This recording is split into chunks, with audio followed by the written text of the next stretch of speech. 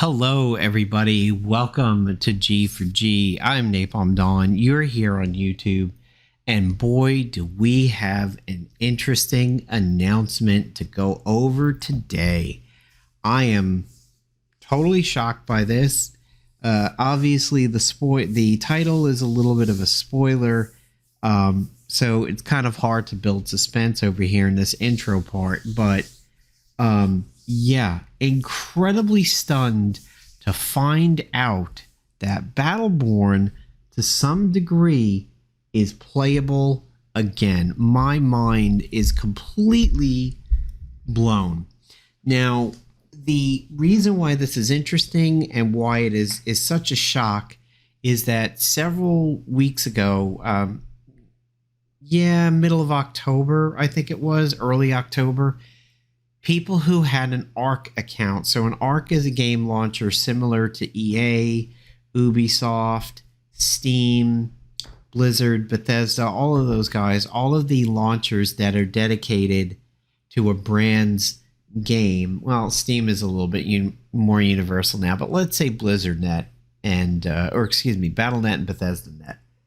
Those launchers did Blizzard games and Bethesda games. Well, ARC did the Perfect World Entertainment games. And at one point, Gigantic went from being a Microsoft exclusive to getting moved over to Perfect World Entertainment, so it was available on the ARC launcher. People who had a working email attached to their ARC account got invites to go ahead and play Gigantic for several days. But I knew about it beforehand because I saw that the Gigantic Discords were going crazy. They were blowing up. I was seeing announcements in there. I was like, whoa, what is breathing life into Gigantic over here? And that's when I found out that I would likely get invited to the playtest, and I did. When the conversation about Gigantic happens, of course, there's always a lot of sub-conversations that pop up. Overwatch, Lawbreakers, Gigantic, Paragon, Battleborn, Paladins, all of these things sort of get talked about in the swirly mix with Gigantic, because in the middle 20 teens there, you had a lot of what might be called hero shooters or mobile lights, or a big rush of first-person shooters, class shooters, team shooters, ability shooters, hero shooters, however you want to put it, like Dirty Bomb on Steam. That's another one. So Paladins, Overwatch, Gigantic, and Battleborn were sort of like a fraternity. And then eventually you could like slap Dirty Bomb in there and Lawbreakers, but that is the real main core. Overwatch 1, Battleborn, Gigantic, and Paladins. They all sort of kind of mixed with each other a little bit, where Overwatch and Battleborn had a pretty robust PvP and sort of were competing head-to-head, but Battleborn and Gigantic had MOBA elements to them.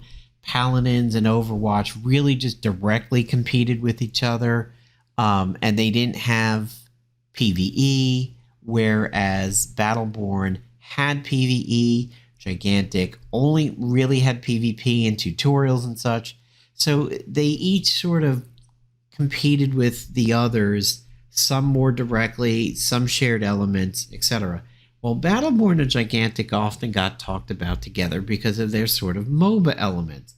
In Battleborn, in the PvP, you were like escorting minions who brought minerals, and whoever got the most minerals banked would win that one mode. Gigantic and Paladins had leveling up in combat, whereas Gigantic and Battleborn had the leveling up in combat, whereas Overwatch didn't. Paladins kept changing through its beta, but it didn't really have leveling up in combat. It had the cards. Oh, there was Keystone or Amazing Eternals in and around this phase, and that's by Digital Extremes. The people who did Warframe, can't forget about that. Sometimes you could change characters, sometimes you couldn't. it all was just this Katamari ball of fun in the middle 20 teens over there, 2015, 16, etc. Well, Battleborn, like Gigantic, were two games that got the axe. Paragon got the axe. Lawbreakers got the axe. Amazing Eternals got the axe. Dirty Bomb, I think, is still around. Overwatch is obviously still around, so is Paladins. Well, when people talked about, like, man, it's a shame that Gigantic died, it was fun to play that beta weekend or that alpha weekend or that playtest weekend, and then people start talking about, like, wouldn't it be great if Battleborn would come back too because of the similarities the two of them shared? Well, I encountered a tweet tonight that talked about Battleborn being back, and then there was a video of a French player playing it for about 3 hours.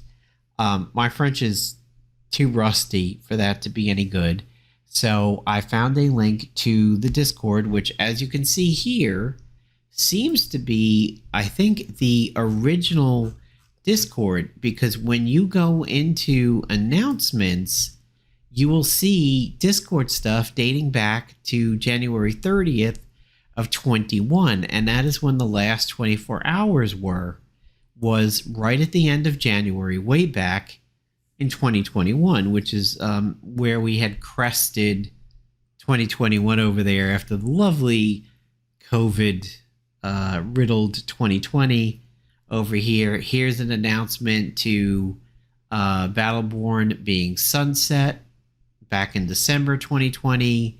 Here is a happy Battleborn Day and anniversary, May 3rd of 2020. So, I mean, this is a very well-established Discord that has seen a lot of new life because of what's going on.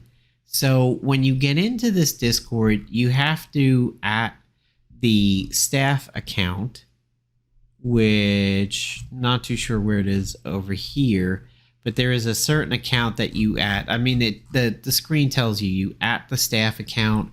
I basically said, hi, I found a tweet about this today. And then you get let into the rest of the server. And here in the newborn or the Reborn news and FAQ channel, it tells you what to do. So what works? PvE. Base missions, DLC missions. PvP, not functional. Auxiliary features such as network settings, progress saving, not functional. More on this in a moment. Gear, not working. Menus, mostly functional, some are not. Characters are completely functional with a small caveat. Now, the first thing you do is download this zip file that is here in this channel. Keep it somewhere safe. The next thing you do is, if you have the game on Steam, because you played it via Steam back in the day, you just go ahead and download it. Once it is downloaded and the directories are set on your computer again, you right-click the game in Steam, pick Manage, and then pick Browse Local Files. You'll be taken to your Steam Apps folder, Common, Battleborn folder. Wherever this is on your computer, you get taken right to it. And then you just want to drag the two files in this Reborn release zip file right here to the Battleborn directory, not any of the subdirectories, right here to your main Battleborn directory. Drop Reborn DLL and Reborn Launcher Scuffed EXE. That's what should be here. It should look like this. Once you have done that, you can go ahead and double click on the Scuffed Launcher. It comes up to this command prompt, or what us oldies might call as a DOS window.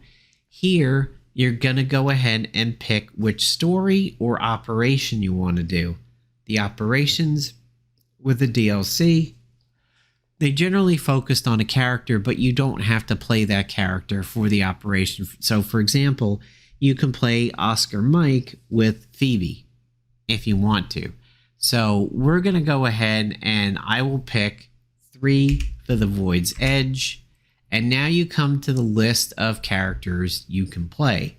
Lonnie, Atticus, Beatrix, El Dragoon, which was the Lucha melee character, the big built luchador character. Who was that sniper? I think it was Marquis, but I think he's called Marquis in the game over here. There's Phoebe, there's Oscar Mike. I'm going to go ahead and recommend, if you've never played the game before, or it's been a very, very long time, and you want to have a good solid time in your missions, play Oscar Mike. Pendles is stealthed out of combat, so you can run around maps and essentially be left alone and only take the fights you want to take. Oscar Mike can stealth in combat, which is really good when you have very feral mobs that run right at you, and because there is no clipping, you can't clip through them. The only way to get out of it is to stealth, and they kind of forget you, and you just walk through them, and they leave you alone till you unstealth. So I would truly recommend going with Oscar Mike to start. So once you pick your character, it tells you it's waiting for the game to launch. You get the mini splash screen, and then you get the 2K screen. Now, I sat here at this screen for a little while. I'm like, okay. Did it lock up? Did it not work? Was I bamboozled? We'll get to that in a moment. Now, one question you might have is, Napalm, I'd love to play Battleborn, but when I played it on the Xbox. I can't obviously play it on PC. I didn't have it on Steam. Well, for about $30, you can try to get a Steam key for the game on Amazon, or maybe more suspect sites if you wanted to. Maybe if there was a torrent out there of Battleborn, you might be able to do that. But you can get a Steam key for it, apparently. I don't know that it would be worth 30 of your dollars, considering you're not going to have progression, you're not going to have your gear. You don't have any staying power with how you customize the game. See, the game is crippled, I will tell you that. So $30 would be a bit much, but for anybody who's had Battleborn, just go to Steam, download it, and then, Bob's your uncle. You're good to go. Gwog is the person who is rebirthing everything. You need to have Battleborn on Steam, and you need to download it. If you don't get the key, who's playable? Everybody. Does it work on console? No. Is it legal? Yes. Is PvP possible? Not yet, but it's being worked on. This is going to be interesting, as somebody will have to, make a server where your data is stored, or modify the game so that your data is stored locally. But the thing is, maybe you could hack your local files and just give yourself like the best possible gear and everything. But yeah, PvP is going to be interesting. Gigantic pulled it off. Excuse me, a little bit of a yawn there. The Gigantic rebirth that was happening before it was officially done, Project Stamina, they had, there's working private servers for Gigantic and everything, so it could be possible. Do I keep my progress? No. Gear and skins are not available. Is it safe? Yes. You can look at it on open source and GitHub. Do I need to have had the season pass in the past to get into the good stuff? No. I can't change my mouse sensitivity, field of view, and there are some bugs. Yep, they're known issues. I will say that you will probably feel the mouse sensitivity and field of view stuff a bit. So now here you can be like, Napalm, is this working? Where's the game? Well, that is just because this is a launcher. If you come down to your taskbar and you mouse over Battleborn, you'll notice it is actually here, but the window is minimized. So click on this one, and there you go. If you shoot a little bit, you hear Cleese talking as a intro to the mission that you're about ready to go into. Now, it looks like it's locked up. You'll see that my muzzle flare is hanging there, but you can still hear the game. Just do a bunch of alt tabbing and come back, and there you go. you are now in the mission. The problem for me is that I am a arrow newbie, not a WASD guy. So every time I play the game, I have to go into the keyboard and mouse, I have to go into the key bindings, and I have to set them. Now, part of the reason why this might happen is when you play the game and you beat the mission, which I have done now multiple times. When you beat a mission and everything, it immediately kicks you over to the intro to a PvP mission. What would have been... Oops, hold on one second. Missed one key there. What would have been essentially one of the online PvP modes. And when it does that, I mean, you can go and play, but for some reason your bindings are reset at that point. So I don't think your bindings will stick if you exit the game cleanly.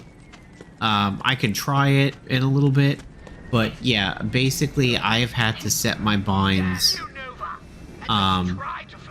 every single time that I have gone into the game. If you're a standard WASD player, it's going to be not a pain in the ass because it's going to be configured correctly for how you like it. But if you like to change up your binds, or you know, you're not a standard FPS, or you like to change your stuff around a little bit, especially like me, being an arrow newbie and everything, yeah, you're gonna have to set it every single time. The reason why I recommend doing Oscar Mike for while you get acquainted with the game again is he's very basic. He's just kind of your standard first-person shooter main guy, you know, Castle Wolfenstein, Duke, Doom, Soldier 76 from Overwatch and everything. He's pretty basic. The play style is basic. Also, he has extremely handy abilities that make the missions really good. So this race that I've been fighting over here, and then one of the other ones a little bit later in the game, the Vrelsies, they have these sort of shock troopers that just kind of run at you, and they are capable of physically pinning you into things that your only option is to have a good AoE to get out of it and kill them, or you use Oscar Mike's stealth and then they just completely lose track of you. They don't know that you exist anymore. So he has some very handy abilities to get himself out of trouble. Now you can start combat with stealth, absolutely. But here I'm just going to go stealth, and I'm going to reposition. These guys don't know where I am. And then when I pop out of stealth, the grenade does more damage. So, yeah, as you can see there, I had one of the melee guys like come up to me and push me around a little bit. If there was multiple ones, I could have just stealthed and gotten out of it. With certain talents, his great grenades are very good. They're perfect for bosses because you leave a fire patch when they land. And, you know, some bosses are so big they just sit there and they cook in it. So it's not just good for AoE and clearing mobs or waves of mobs and everything. It's also good for bosses because it counts as single target DPS when they're just sitting there cooking in your grenade. Pendles, like I had said, is also a good recommendation because of the fact that he can stealth around the map. And then, you know, once you get a few games of Battleborn under your belt, try any of the other characters. Try characters you've never tried before, like Galt, the guy with the double shotguns. He used to be a unlockable character that you unlocked, I think, by getting silver in like all your missions or something like that.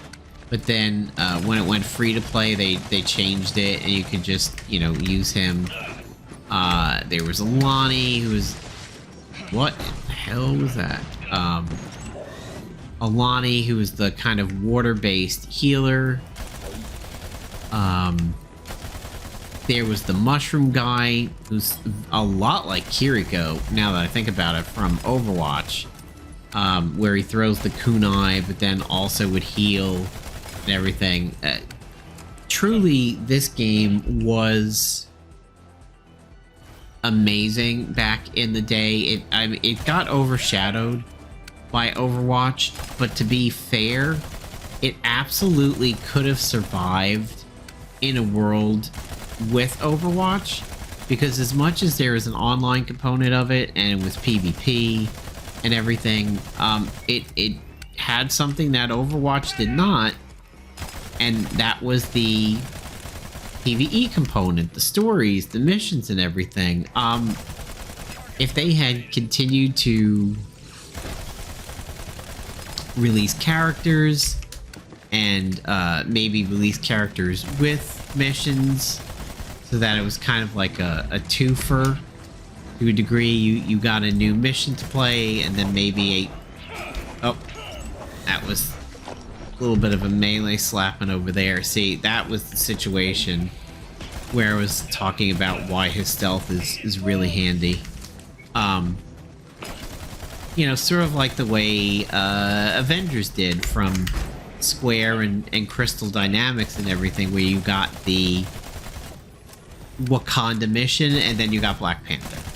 I mean, they could have done stuff like that, and they could have existed for a really long time, because it was different from Overwatch, because it had that PvE component, that story component, the missions that like flushed out the characters, and they could have kept going. They could have released missions that essentially plumbed the backstory of all of the characters.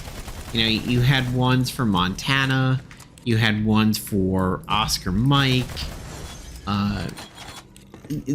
They could have gone through the entire roster, and it would have left them with a lot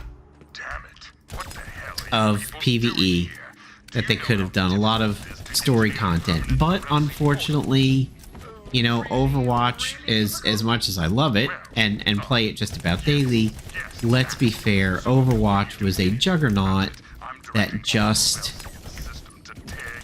It had gravity, you know, it affected all the things in its orbit. You know, it attracted things to it, it repelled things near it. It had the ability to affect the course of other games. But then again, you know, you have a game like Paladins, which has absolutely survived in the same world as Overwatch. Whereas, you know, in that world where Overwatch is still, you know, a viable game, you had a game like Lawbreakers, which thinks that Overwatch killed it. Gigantic, Battleborn. You have games that still kind of coincide with Overwatch in this sphere. But then there are definitely games that, you know, didn't live. Did not live to tell the tale of what it was like to share first-person shooters with Overwatch and everything like that. The hero shooter genre and everything. So, I'm really happy to see that in some degree Battleborn is back and is playable, because, you know, it had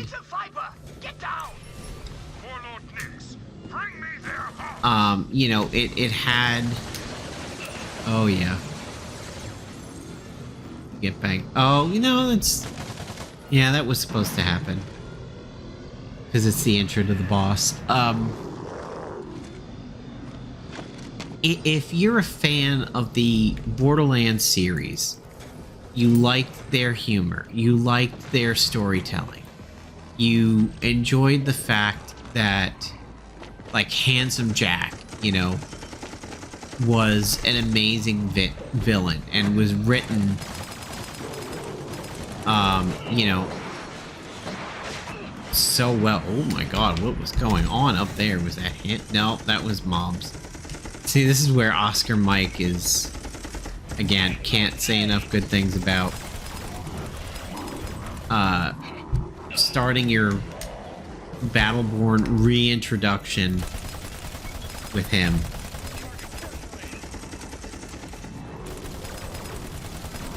Because some of those Helix talents are, you know, very good, especially this where I go into stealth and then the next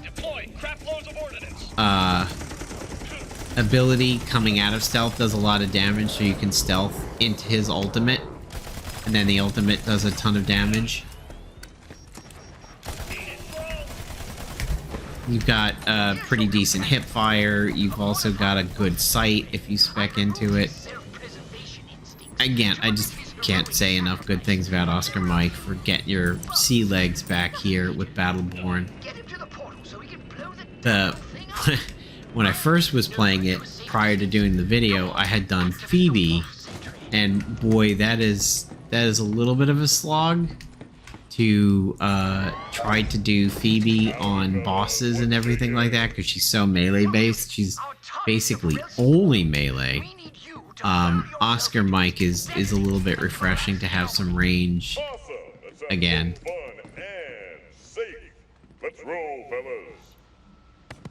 But yeah, just if you've never played Battleborn before or didn't really play Battleborn, but you have access to it on Steam, install it,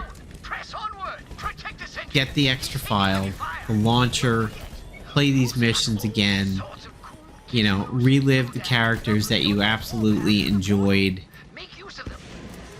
playing, whether it was PvE or PvP back in the day. Maybe take the chance to play around with some characters you didn't get to play around with before. I know for a fact that I'm definitely going to be trying out some characters that I just really didn't do back in the day. Most of my Battleborn was online, playing the PvP part of it, but I definitely played through the entire game PvE and all of the missions, all of the DLC missions and everything. Again, Oscar Mike was definitely a favorite while doing it. Pendles because of the stealth. Yeah, there's definitely a lot of characters that I think I'm going to be trying out. I know there's somebody who's kind of like Farah, which is I think he's a bird. I think he was a bird that had like a jump pack and fired rockets. There was Montana, which was like heavy from TF2, slow, big gun. Wrath, who was melee like Phoebe. Marquis, which was the sniper. I never touched the wrestler character, El Gordo, I think his name is. The luchador guy. Never really tried him. Kind of didn't really do the penguin guy that much. The guy who doesn't like being called cute, but he's cute because he's a penguin in a mech. Some of the healers, never did any missions with them, like Alani and the mushroom guy. I think it's Mirko or Mirko. Yeah, there is a host of things to do in this. So, if you have on PC the Steam version of Battleborn because you played it back in the day, go ahead and install it. Unzip the special files in there. Do the launcher. Remember the tips that I gave you. Don't just sit there at the command prompt screen going, the hell's going on over here? Be prepared to re-keybind things time in and time again if you don't like the standard keybinds, but at least you can play all the characters and all the missions, so you can get your Battleborn fix in, and then whether or not PvP will exist, that's a different story. But there you go, folks. There is a rebirth of Battleborn called Battleborn Reborn. Fun. I definitely think, every now and then I'll probably pick a character and do a mission. I don't, it's hard for me to find the bandwidth now to play this a lot with playing Overwatch 2 daily, trying to get my Diablo 4 season pass, relatively completed, so that's not a waste.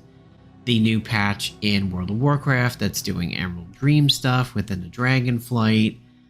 That's drawing me back to the game a lot. Mortal Kombat 1 has a new season, so I'm going to be playing that, the kind of vampire-y season after the Halloween-y, flamey Scorpion season is over. So my plate is really, really jacked up on games right now. So I'll see if I can fit Battleborn in there.